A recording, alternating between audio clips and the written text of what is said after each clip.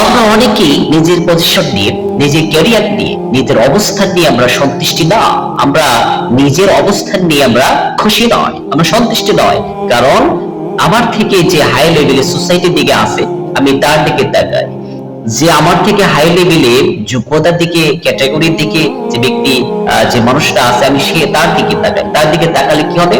তার দিকে তাকালে কখনো কোনো মতেই আপনার মুখ দিয়ে আল্লাহ তাআলার প্রশংসা বের হবে না। আলা কুল্লি হাল, আলহামদুলিল্লাহ, আলা কুল্লি হাল, আমি সর্বস্থায় আলহামদুলিল্লাহ, আল্লাহ তাআলা খুশিতে, আল্লাহ তাআলা সন্তুষ্টে ভালো আছি, এই কথা আপনার মুখ দিয়ে বের হবে না। একজন ফেমাস পয়েন্ট, একজন কবি সাহিত্যিক শেখ সাদী রাহিমাহুল্লাহ, যিনি ছিলেন ইজ ফেমাস পয়েট ম্যান, তিনি ছিলেন একজন বিখ্যাত কবি। তিনি এক সময় তিনি চিন্তা করলেন যে আমি একজন বিখ্যাত একজন কবি সাহিত্যিক, অথচ আমার পায়ে জুতা নাই।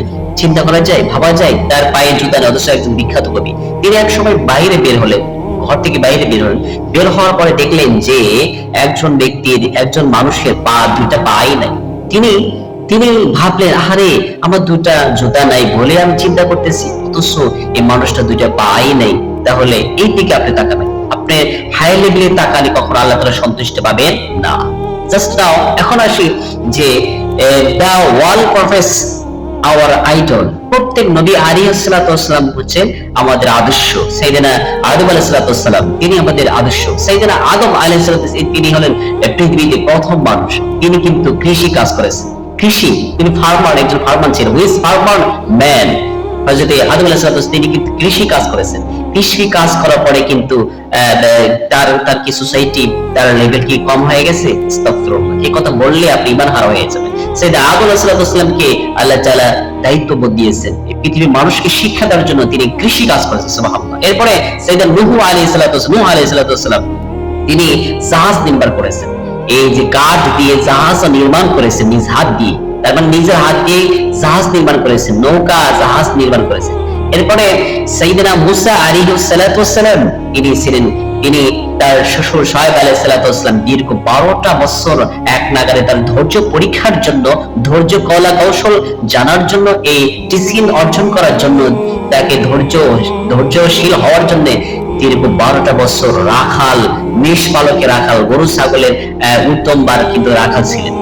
আজকে যারা উত্তমবা যারা চালান, এরপরে যারা রাখাল, তারা মনে করেন যে আমাদের পজিশন কত খারাপ, আরে ভালো নেই। না, আপনার থেকে আপনি তাকান সেই দিকে। মুসা আলাইহিস সালাতু ওয়াসসালাম, তিনি কালিমুল্লাহ, যিনি কালামুল্লাহ, যিনি মুসা কালিমুল্লাহ, যিনি আল্লাহর সাথে সরাসরি ডাইরেক্ট কথা বলছেন, এত সম্মানিত যিনি নবী সাল্লাল্লাহু আলাইহি ওয়াসাল্লাম ছিলেন, তিনিও কিন্তু রাখাল ছিলেন। এরপরে সাইয়েদনা দাউদ আলাইহিস সালাতু ওয়াসসালাম, তিনি লোহার কাজ করেছেন। তিনি কিন্তু কামারে যে আমরা কাজ করি, তিনি লোহা দিয়ে দা, কুড়াল, বটি, আমরা বিভিন্ন জিনিস আমরা তৈরি করি। সাইয়েদনা দাউদ আলাইহিস সালাতু ওয়াসসালাম কিন্তু লোহার কাজ করেছেন।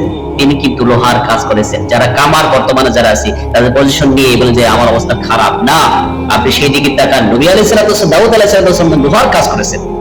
এরপরে ইদ্রিস আলাইহিস সালাতু ওয়াসসালাম, তিনি একজন নবী ছিলেন, শ্রেষ্ঠ নবী আলাইহিস সালাতু ওয়াসসালাম। তার ভিতরে একজন ইদ্রিস আলাইহিস সালাতু ওয়াসসালাম দর্জি কাজ করেছেন, দর্জি সেলাইয়ের কাজ করেছেন। আজকে বর্তমানে যারা দর্জি অবস্থান নিয়ে আপনি সন্তুষ্টি না, আপনি ইদ্রিস আলাইহিস সালাতু ওয়াসসালাম দিকে তাকান, তিনি কিন্তু সেলাইয়ের কাজ করেছেন। এরপরে জাকারিয়া আলাইহিস সালাতু ওয়াসসালাম, তিনি কাঠ মিস্ত্রির কাজ করেছেন। তাই বলে তার পজিশন কি কমে গেছে? আস্তাগফিরুল্লাহ, আস্তাগফিরুল্লাহ। নবী আলাইহিস সালাতু শ্রেষ্ঠ মানুষ, তারপরে শ্রেষ্ঠ মানুষ আর কি হতে পারে না? জাকারিয়া আলাইহিস সালাতু, তিনিও কিন্তু কাঠ মিস্ত্রি একজন কাজ করেছেন। এরপরে সাইয়েদনা ইব্রাহিম আলাইহিস সালাতু ওয়াসসালাম এবং তার ছেলে ইসমাঈল আলাইহিস সালাতু ওয়াসসালাম কিন্তু এই কাবা শরীফ নির্মাণ করেছেন। কাবা শরীফের যে নির্মাণের কাজ তারা অংশগ্রহণ করেছেন। এই ইব্রাহিম আলাইহিস সালাতু ওয়াসসালাম, ইসমাঈল আলাইহিস সালাতু ওয়াসসালাম মিস্ত্রি কাজ পর্যন্ত করেছেন। এরপরে সেই কাবা শরীফে কিন্তু মুয়াজ্জিন ছিলেন এবং ইমামও ছিলেন। তারা চিন্তা করেন, তারাও কিন্তু মুয়াজ্জিন ছিলেন, তারাও কিন্তু এই কাবা ঘরে নির্মাণ করেছেন। এরপরে আমাদের প্রিয় নবী মুহাম্মদ সাল্লাল্লাহু আলাইহি সাল্লাম, তিনিও কিন্তু তার চাচা আবু তালেবের কিন্তু এক নাগারে অনেক বছর কিন্তু মেষপালকে রাখাল ছিলেন। তিনি উট দুম্বা কিন্তু চালাতেন। তাই বলে মুহাম্মদ সাল্লাল্লাহু আলাইহি সাল্লাম, our prophet মুহাম্মদ সাল্লাল্লাহু আলাইহি সাল্লাম, যিনি আমাদের আদর্শ, আইডল, আমাদের আইডল, সেই প্রফেট মুহাম্মদ সাল্লাল্লাহু আলাইহি সাল্লাম কিন্তু রাখালে কাজ করেছেন।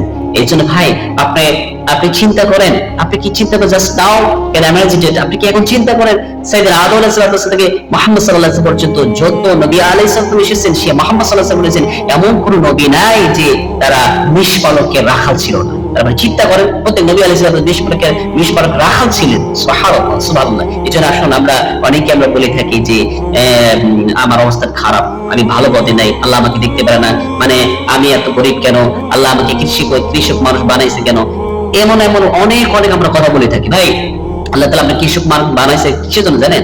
আপনি ওই পথে থাকার জন্য। আল্লাহ তাআলা কাউকে শিক্ষক বানাইছে ওই পথে থাকার জন্য। সবাই যদি শিক্ষক হয়, সবাই যদি প্রধানমন্ত্রী হয়, তাহলে জনগণ হবে কি? সবাই যদি বক্তা হয় তাহলে শ্রোতা হবে কি? সবাই যদি ইমামতি করে তাহলে মুসল্লি হবে কি? সো আমরা এই থেকে আমরা শিক্ষা গ্রহণ করি, লেকচার থেকে শিক্ষা হচ্ছে আপনি যে অবস্থানে আছেন সেই অবস্থান পেয়ে বলেন আলহামদুলিল্লাহ। আল্লাহ তাআলা প্রত্যেককে লেকচার অনুযায়ী আমাদের প্রত্যেককে চলা তৌফিক দান করেন।